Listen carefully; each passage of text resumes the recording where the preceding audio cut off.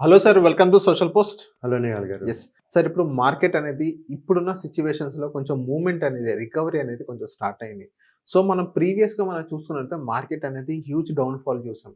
So, మనం 20,000 దగ్గర కూడా మనం చూసాం మార్కెట్. అలాంటి సిట్యుయేషన్స్‌లో స్మాల్ క్యాప్స్ అనేది హ్యూజ్ పడిపోయింది. యాస్ ఎ ఇన్వెస్టర్‌గా చూసుకున్నట్లయితే వాళ్ళకందరూ పెద్ద ఫెస్టివల్ అని చెప్పుకోవచ్చు. హ్యూజ్ పంపింగ్ చేస్తారు.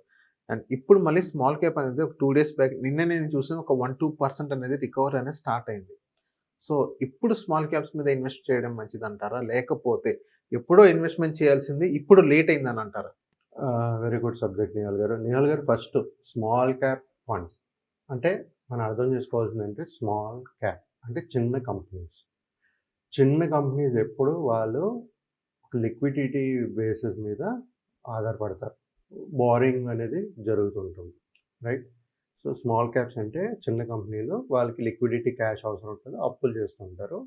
వాళ్ళ కంపెనీని ముందుకు తీసుకెళ్ళడానికి. అది అర్థం చేసుకుందాం ఫస్ట్.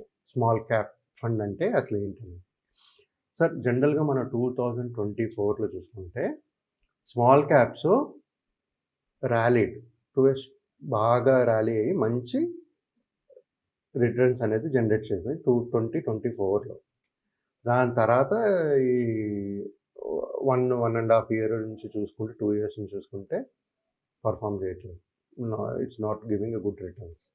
ఎందుకని మనం మాట్లాడుకుంటే గ్లోబల్ అన్సర్టెనిటీస్.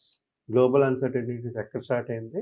రష్యా, యుక్రెయిన్ వార్ నుంచి, టారిఫ్ నుంచి, ఇప్పుడు యుఎస్, ఇజ్రాయెల్, ఇరాన్ వారు, తర్వాత ఇప్పుడు లేటెస్ట్ క్రూడ్. సో, అన్నీ ఈ గ్లోబల్ అన్సర్టెనిటీస్ వల్ల మార్కెట్స్ అనేది బాగా వాస్ట్‌గా కరెక్షన్ అయింది. రైట్? సో, ఎప్పుడైతే మీకు చెప్పినట్టుగా ఈ చిన్న కంపెనీసు స్మాల్ క్యాప్ ఫండ్ అంటే చిన్న companies they depending on liquidity. వాళ్ళ దగ్గర డబ్బులు కావాలి. డబ్బులు లేనప్పుడు తీసుకుంటూ ఉంటారు.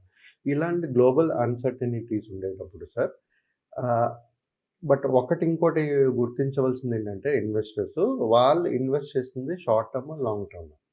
ఎప్పుడు మిడ్ క్యాప్ కానీ స్మాల్ క్యాప్ కానీ కేటగిరీస్ తీసుకుంటే should be a long term investor ఉండాలి మార్కెట్లో.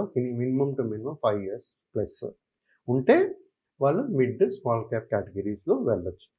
ఇప్పుడు ఉండే సినారియో చూసుకుంటే మార్కెట్ వాలటైల్గా ఉంది కాబట్టి బాగా ఇంకా వార్ ఏం కొలుక్కు రాలేదు కాబట్టి వాలటైల్గా ఉంటుంది. కానీ markets have corrected. Small cap corrections అనేది కరెక్ట్ అయ్యి ఇప్పుడు వాల్యుయేషన్స్ అనేది రీజనబుల్గా ఉంది. ఇక్కడ నుంచి ఎవరైతే ఒక 5 ఇయర్స్ 7 ఇయర్స్ ఇన్వెస్ట్ చేయాలనుకుంటున్నారో వాళ్ళు స్మాల్ క్యాప్ కేటగిరీలో ఇన్వెస్ట్ చేయొచ్చు. ఓకే. సో, ఇప్పుడు మీరు నన్ను అడగొచ్చు ఒకేసారి పెట్టాలా లేకపోతే ఎస్ఐపి రూపంగా పెట్టాలా? సో, ఇప్పుడు మీ దగ్గర లంసమ్ ఉందనుకోండి. లంసమ్ ఉంది.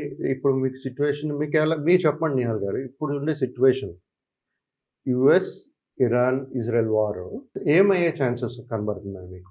ఇప్పుడైతే సీజ్‌ఫైర్ రూపంగానే అనిపిస్తుంది. అవును. సో, ఇవాళ కాకపోతే, రేపు కాకపోతే ఒక నెల తర్వాత అయినా సరే ఎక్కడో ఒక దగ్గర ఆగాల్సిందే. బ్రేక్ పడాలి. అవును. ఎందుకంటే లేకపోతే world economy, all the countries will suffer because of this food prices. ఇప్పటికే కొన్ని countries even they are not getting food to eat. So, ఇది అలాగే దాటుతూ వెళ్తే క్రూడ్ ఆయిల్ ఎక్కడికో వెళ్ళిపోతుంది. ఇప్పుడు 100+ ఉంది. 120, 130, 150, 200 కూడా వెళ్ళేసాను. బట్ నాకైతే ఆ సిట్యుయేషన్ అయితే కనబడట్లేదు. కొలుక్కు వచ్చేటట్టు కనబడుతుంది వార్. సో, ఈ టైంలో మీరు స్మాల్ క్యాప్‌లో ఇన్వెస్ట్ చేసుకోవచ్చు. వాల్యుయేషన్స్ రీజనబుల్‌గా ఉంది. సో, మీరు ఇన్వెస్ట్ చేయవలసింది ఏంటంటే ఎస్ఐపి రూపంగా రికమెండేషన్స్ అంటే సజెస్ట్ చేస్తాను నేను. SIP staggered way of investment చేసుకుంటూ వెళ్ళాలి. లేదు మీ దగ్గర ఒకవేళ లంసమ్ ఎక్కువ డబ్బులు ఉందన్నప్పుడు కొంత amount part of the amount lump sum చేసుకుంటూ మిగతాది ఎస్టీపీ రూపంలో చేసుకుంటూ వెళ్ళాలి.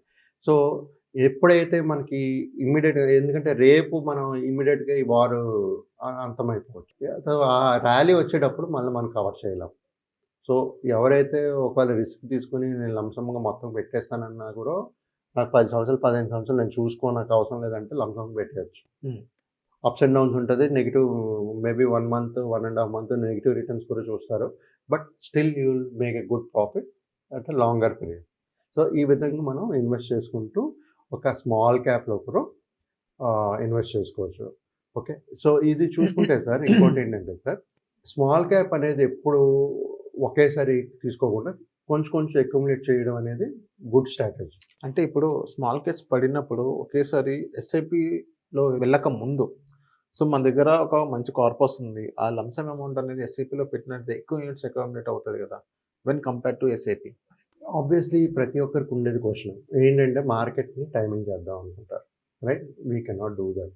సో నేను ఎందుకు అదే ఏమంటున్నానంటే ఒక ఎంతో అమౌంట్ ఉన్నప్పుడు 50% ఎంతో లంసమ్ వేయండి, మిగతాది స్టాగర్డ్ వేలో.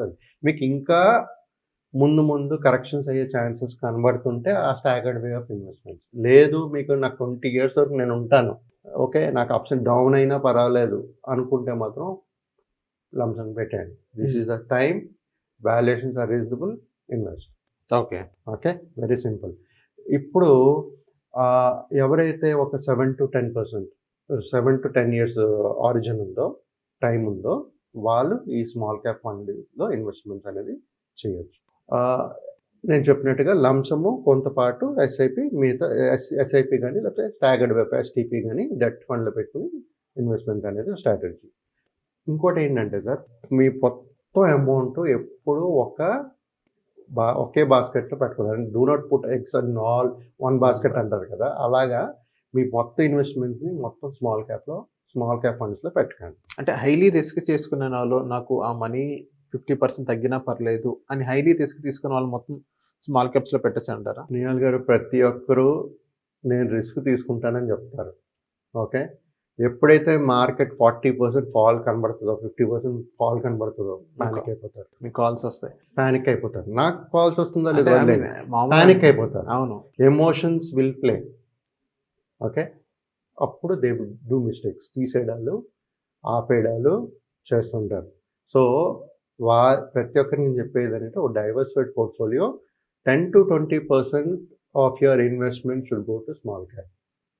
మిగతాది మిడ్, అదర్ కేటగిరీస్ ఉన్నాయి కదా, లార్జ్, ఫ్లెక్సీ క్యాప్, అదర్ కేటగిరీస్లో డైవర్సిఫైడ్ పోర్ట్ఫోలియో చేసుకుంటూ ఇన్వెస్ట్మెంట్స్ అనేది చేయండి. ఓకే, ఇప్పుడు అనిపిస్తుంది ప్రతి ఒక్కరూ అంటారు రిస్క్ అంటే ఏంటి తెలుసా సార్, అర్థం కాదు. అంటే మార్కెట్ పర్లేదు నేను తీసుకుంటాను అనుకుంటారు, కానీ ఆ పోర్ట్ఫోలియో 40% కానీ డౌన్ చూస్తే, 100 రూపాయలు కానీ ఒక 50% డౌన్ఫాల్ చూస్తే, 50 రూపాయలే కనబడింది అనుకోండి, భయం వచ్చేస్తుంది. Fear will play. Okay, so చెప్పడం ఈజీగా అందరూ చెప్తారు నేను రిస్క్ తీసుకుంటాను, బాగా తీసుకుంటాను, ఎందుకంటే వాళ్ళకి రిటర్న్స్ కనబడుతున్నాయి. 18%, 20% రిటర్న్స్ కనబడుతున్నాయి, కానీ ఫాల్ చూడరు. వాళ్ళు రిస్క్ తీసుకుంటానని చెప్తారు. సో అదే అర్థం చేసుకోవాలి అక్కడ. సరే, ఇంకోటి ఏంటంటే షార్ట్ టర్మ్, ఈ స్మాల్ క్యాప్లో ఇన్వెస్ట్ చేసేటప్పుడు లాంగ్ టర్మ్ ఫోకస్ ఉండాలి, షార్ట్ టర్మ్ రిటర్న్స్ కాదు. ఓకే, రెండోది ఏంటంటే సార్, ఒక 30 to 40% లేకపోతే 40% మినిమం వాలటాలిటీ తీసుకునే పొజిషన్లో ఉండాలి. అంటే నెగిటివ్ రిటర్న్స్ వచ్చినా సరే they should be in a position to take it.